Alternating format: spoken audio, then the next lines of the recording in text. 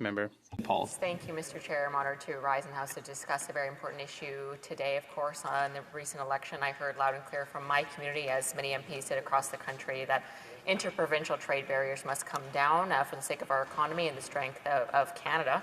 And I want to congratulate the new minister on her role as Minister of Transport and Internal Trade. And certainly she has a lot of work on her hands. Shipping, for example, many Canadians may not know, but it's easier to ship to the United States than from province to province. In fact, it adds 8.3% to the cost of shipping by truck, all these interprovincial trade barriers, which really amounts to $1.6 billion annually. And again, we're in a cost of a living crisis in this country with the cost of food, goods, building supplies, and a lot of this is as a result of our freight costs. So I'd like to ask the minister, can she commit to harmonizing these trucking costs by Canada Day? Well, Minister. I'd like to congratulate the member for Kildonan St. Paul on her re-election. And she is lucky to be an MP for Manitoba because Wab Kinew, the Premier of Manitoba, is one of the leaders of this drive to bring down interprovincial trade barriers. Trucking is absolutely a central issue. I've read the same report that estimates we can add $1.6 billion to our economy. It's a priority of mine. I will always respect the provinces and territories. The federal government is going to do everything in our power with alacrity to remove our barriers. The Conservatives can help us do that, so can the Bloc, by voting for our measures. And as I said, the Deputy Minister of Transport is organizing a trucking hackathon. The honourable member. Thank you, Mr. Chair, and thank you to the Minister for the response. Of course, though she has a real leadership role here, the trucking industry itself and trucking businesses in my community are asking and expecting, based on the promises made by the Liberals in the last election and the Prime Minister himself and this Minister, that there would be serious leadership and results by Canada Day. Those were the promises that were made by the Liberal Prime Minister. So just for an example, daylight hours, daylight shipping restrictions, for example, for safety reasons of certain shipments, they can only ship across Canada during the day. The problem is the definition isn't streamlined across the country. Each province has a different definition of what constitutes daylight driving hours. So what has the minister done to show leadership to streamline and harmonize the definition of daylight shipping hours? The honourable minister. I love this question because trucking is an obsession of mine. So here's what I have done and am doing. One, spoken to the Committee on Internal Trade and said, let's make trucking a priority. Two, worked with our fine Deputy Minister of Transport to organize a hackathon, a meeting of everyone in charge of trucking in Canada at the beginning of July to bring down all these barriers. Just today, I met with the minister responsible for internal trade, leading the CIT, the Northwest Territories minister, and we talked about how we need to get trucking done. What I will say is, in my time in government, the honourable member. With provinces and territories, that is the best path. Thank you, Mr. Chair. And again, I appreciate that response. The problem is I do have a difficult time having confidence in it.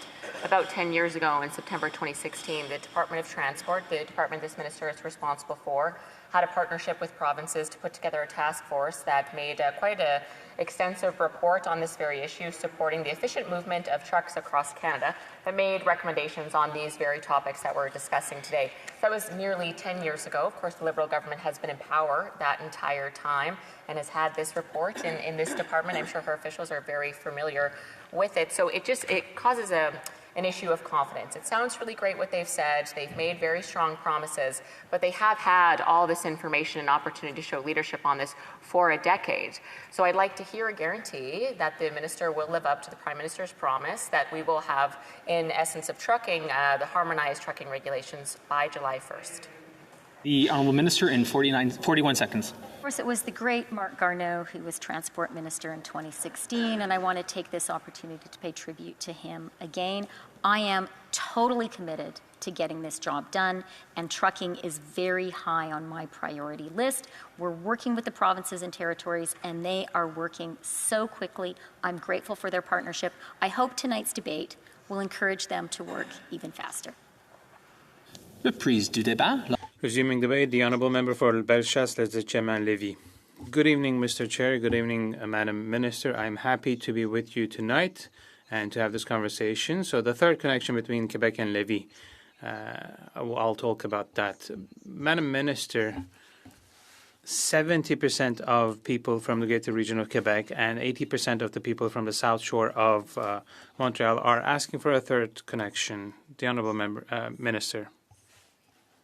I'd like to start by congratulating the Honourable Member for Bellechasse-les-Etchemins-Lévis for her re-election. It's a pleasure for me to be in this House with her. So this question of the third connection is an important one for the City of Quebec. The Honourable Member. Thank you, Madam Minister. Have you spoken to or met with the Minister of Transport for the province of Quebec, Madam Guilbeault, about her willingness to undertake this project? Just a reminder to ask the questions via the chair. The Honourable Minister. Yes, you are right. I have good contact with all ministers from the provinces and territories, as well as with the minister from Quebec.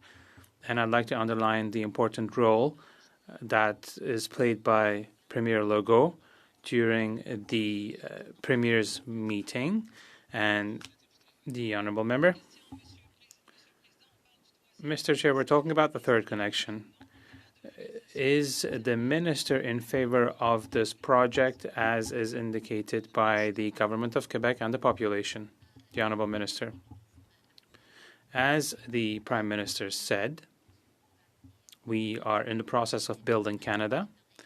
We are preparing a bill that will allow all of us to build our country. The Honourable Member. Mr. Chair, in February 2025, the Prime Minister referred to this project as being interesting, given the economic tensions with the United States. Is this also the Minister's opinion? The Honourable Minister. As I said, we are in the process of building Canada. We are in the process of laying down the foundation, the legal foundation that will allow us to do so. And I hope that the members also want to build Canada. The Honourable Member. Will the Minister recommend the financing for this project between Quebec and Lévis, the third connection? As the Prime Minister said, today we're talking about legislation. We're starting from the base conditions that will allow us. The Honourable Member. Mr. Chair, the Minister was referring to trucking and whether they will be able to go through the provincial borders. I am more interested whether they will be able to cross the river in Quebec. The Minister, the Honourable Minister. I hope that the truckers in Quebec and Canada are tuning into this discussion at this House to see how we are interested in these questions. They have to take the Pierre Laporte Bridge because Quebec Bridge is not suitable for this volume of traffic. What happens if this bridge is closed, Mr. Chair?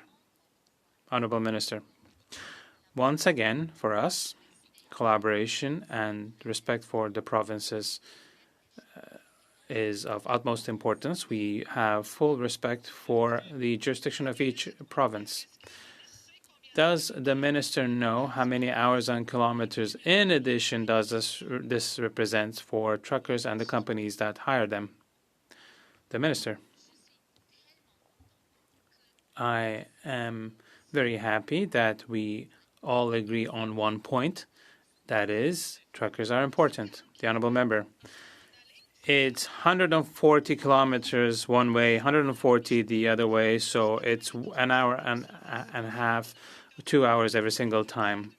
In 2016, 2017, we had a closure of the bridge.